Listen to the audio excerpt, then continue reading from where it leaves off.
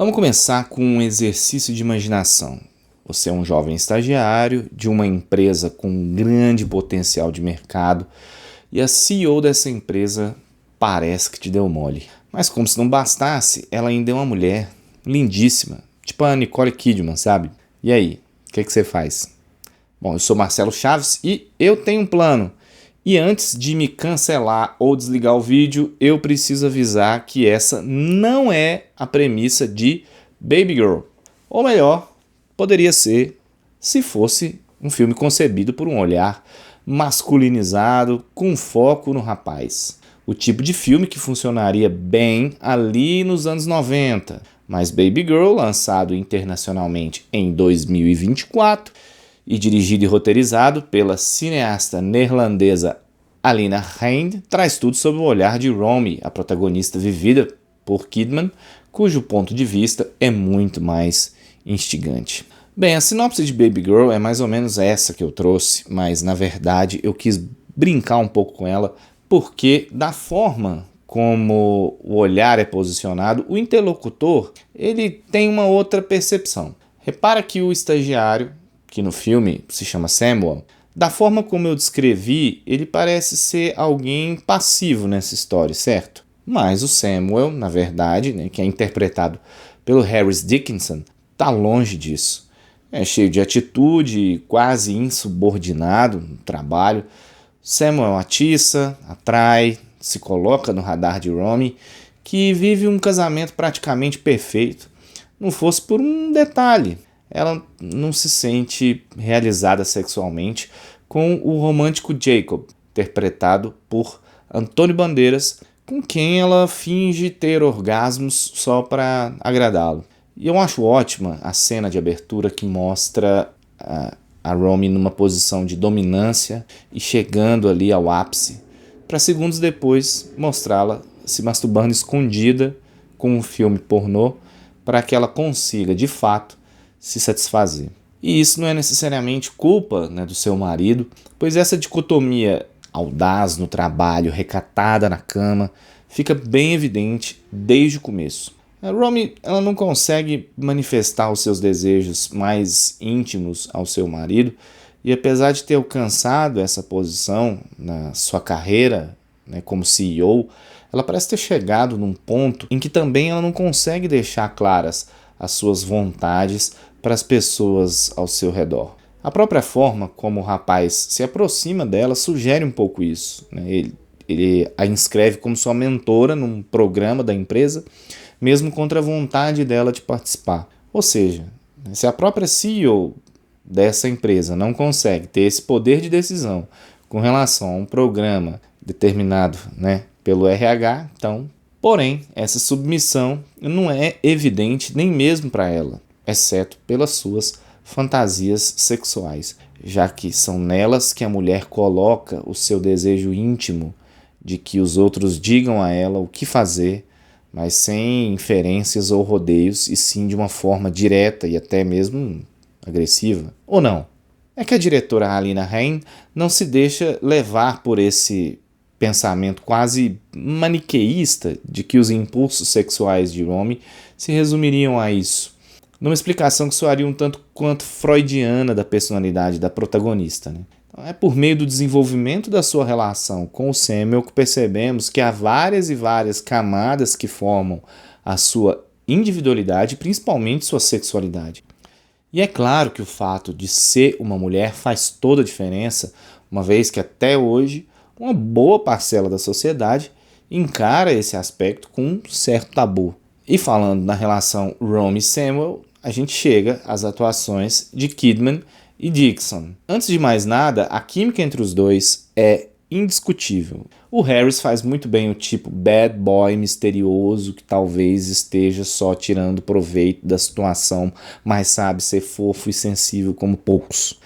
O Samuel sabe o que quer, mas também tem o seu lado vulnerável, e o Harris soube transitar muito bem entre esses dois lados, o que é importantíssimo não só para a composição do personagem, mas para a construção da narrativa. O Bandeiras eu achei que talvez esteja um pouco caricato ali como Jacob, mas pode ter sido minha impressão. E por fim, Nicole. Pois é, galera, uma forte concorrente da Fernanda. E com razão, eu vou lembrando que ela levou o prêmio do Festival de Veneza por sua atuação aqui. A Nicole explora a vulnerabilidade de Romy num papel difícil, né? Envolve aí cenas picantes, de nudez, mas com uma sensibilidade que também manifesta uma angústia. E guardadas todas as proporções, até porque trata-se de personagens e obras completamente distintos, a atuação da Kidman lembra um pouco assim a da Fernanda Torres no aspecto de não ficar marcada por umas cenas específicas, um monólogo ou trejeitos, mas por atingir aquele equilíbrio perfeito ao carregar todas as nuances e as sutilezas de uma personagem complexa. E isso merece muitos aplausos. O Samuel, ele é o responsável por tirar Romy dos eixos e aos poucos ele vai nos mostrando que na verdade é o único capaz de enxergá-la por inteiro. Isso é um grande acerto do roteiro e talvez o grande diferencial de Baby Girl. O Samuel, ele não é um antagonista, apesar de também ter sérios problemas de caráter e de complicar a vida da protagonista às vezes. Mas são diversas as cenas que expõem o quanto o rapaz permaneceu autêntico em seu comportamento com relação a ela. Quando os dois eles se encontram pela primeira vez e ele começa a rir logo depois de sugerir algo aparentemente ridículo, ele também não conseguia acreditar que seria capaz de fazer aquilo. E isso traz uma sensibilidade assim, e eu gosto como a diretora deixa a cena fluir ali da forma mais natural possível, poucos cortes. E sim, são dois adultos brincando. Você vê algum problema nisso? Então, isso é um problema seu, não deles. A partir daí, o filme vai cada vez mais esticando essa corda, principalmente em cenas mais quentes, com ousadia, mas ao mesmo tempo com elegância. O que faz de Baby Girl um ensaio sobre sexualidade e julgamentos. Você não entende, é o que diz Samuel, em certo momento a um outro personagem que está aí representando talvez todos nós. E para a gente tentar entender um pouco mais, a fotografia e a montagem de Baby Girl servem como peças nesse pequeno quebra-cabeça. As cores e os enquadramentos que se diferem bastante entre os momentos que ela divide com Samuel e os ambientes familiares de trabalho, esses sempre são mais opacos e retilíneos. A montagem ressalta cortes abruptos que às vezes chegam até a interromper um diálogo, como um reflexo do funcionamento da mente da protagonista, que ela não consegue manter o foco diante do turbilhão de emoções e reflexões novas. E como eu já citei brevemente, a diretora é muito hábil ao conduzir as cenas de sexo, o que é fundamental para a eficácia do longa, já que ela poderia ultrapassar o limite da vulgaridade diante das circunstâncias que marcam a relação entre os dois.